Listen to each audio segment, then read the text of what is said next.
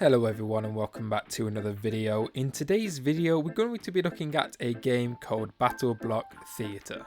BattleBlock Theatre is the other half to Castle Crashers. It is made by the same studio, Behemoth, but is a very different kind of game from Castle Crashers. So looking into the story mode, you first load it up and get given this cutscene which is just crazy. Time twice as big, as if Poseidon himself extended his hand in friendship and they spat in his mouth.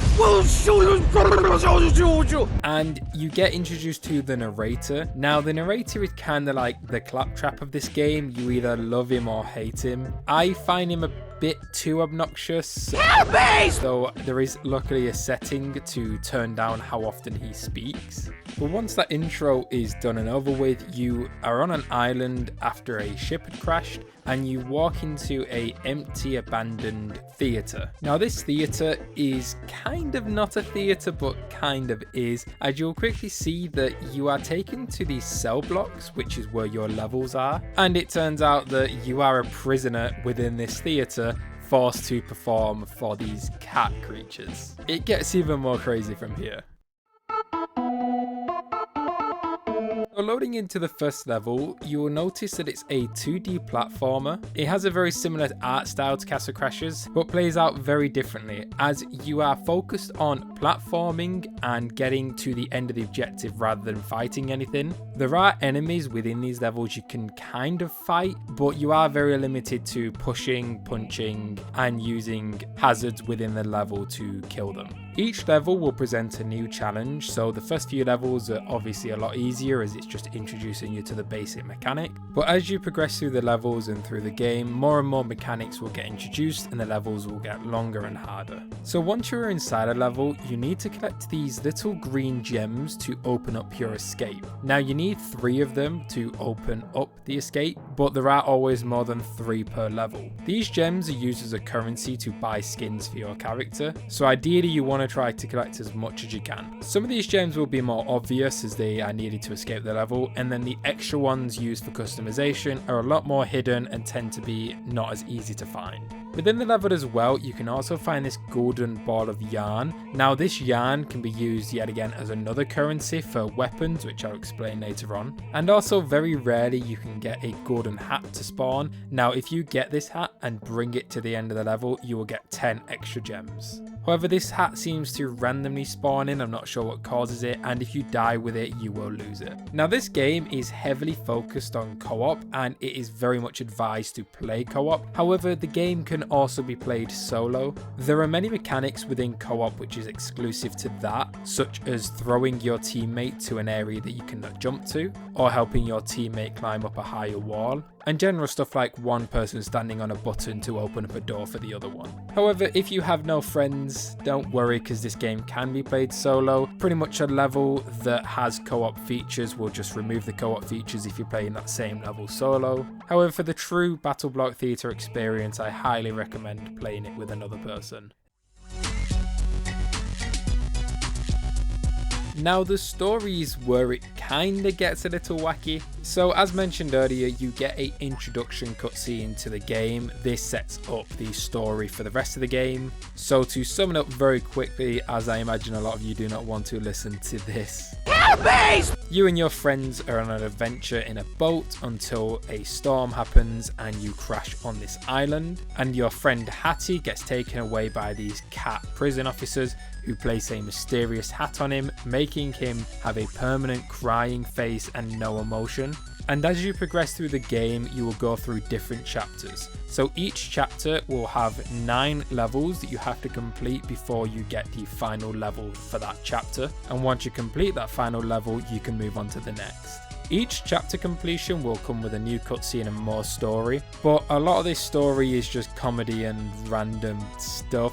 So all that you really need to know story-wise is you're trying to save Hattie, and Hattie isn't his normal self. That's pretty much it. However, as I mentioned a lot in my Castle Crasher review, Behemoth Studios really puts a lot of emphasis on background. They don't throw things in your face, they tend to leave a lot of important details within the background for you to discover yourself, depending on how much attention you're paying. So we know that you're a prisoner within this theatre and you are forced to perform for these cat creatures. This can be seen in the final mission for each chapter, as it's very different to every other mission, as the final mission will have a live audience at the bottom watching you, as well as there being a much higher production, such as a lot of lights, a lot of colours, as if you are watching someone perform on stage. And the final mission is always a timed mission, so you have to finish it before the timer runs out. This is unlike all the other missions which have unlimited time. This could yet again be referring to the fact that you are performing in front of a live audience, so you have to complete it within a specific time instead of training where you have all the time in the world to do so. So this tells us that each chapter you are training in these obstacle courses to perform in front of a live audience, which is the final mission of every chapter. And we can see that as the chapters progress and we go into new studios, we can see that the background changes. So at first when you arrive, it's empty with a few prison officers wandering around, to later on you see all these cat people almost looking like they are protesting, as if they don't agree with the practices happening within this studio. And towards the end you leave the theatre and go in the back of it, and you can see that this is a restricted area you are not meant to be, and this is how you reach Hattie. So the final mission will lead you through a vent, and this brings you into Hattie's office, where you can finally rescue him. You pick him up and grab him and run back to the ship you crashed on, which is now being protected by other fellow prisoners, and you sail away where you get the final cutscene of the game. Now, I'm not going to go and review all the cutscenes and what the ending potentially means, because it is a very weird ending. I'm going to leave that for you guys to discover and theorize yourselves if you do ever play this game. Now there is a gift shop within each chapter, and it's always the same. So you can go in here, and this is where you can spend your green gems and golden yarns you've collected throughout the missions. So the green gems can be used to buy different character skins. Now in the story sense of things, this is you releasing other prisoners, but in gameplay it's just unlocking new skins for your character. And there are 4 different head shapes you can get. So you've got the circle, square, triangle and rectangle. And then the golden yarn can be used to purchase different weapons you can use throughout the missions. So you can get something like a grenade, which is purely used to kill the enemies, or you can get something like this little hat shooter, I guess, which can be used to stick to surfaces and then can be climbed upon. So it's essentially just a gadget which helps you within the missions. And then also within the gift shop you've got the trading rooms, so this is again for co-op, where you can trade skins, weapons, currencies, pretty much whatever you would like. So there is extra content within the game. This is just the story mode. So you have got the insane mode, which is just the story mode but a lot harder. So normally the way it would work within regular mode is when you died, you would just respawn at the checkpoint you had. But in insane mode, when you die, it restarts the entire mission over again. So it's just for an extra challenge if you want it to be a bit harder. Then you have the arena, which is essentially just a bunch of mini games. So this here is Soul Snatcher, where you can either play co-op against someone or play with an AI, and you have to kill each other and steal the soul. Then you have a whole lot of other game modes. I'm not going to go into every single one, but there is a lot of extra game modes you can do.